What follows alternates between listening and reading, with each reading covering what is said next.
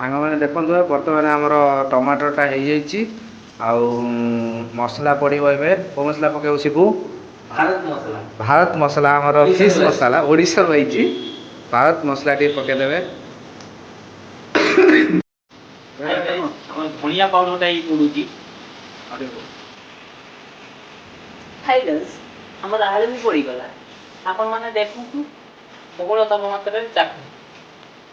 ଚାଖି ନ ପାରିବେ ଆମ ପ୍ରୋସେସ ହୋଇ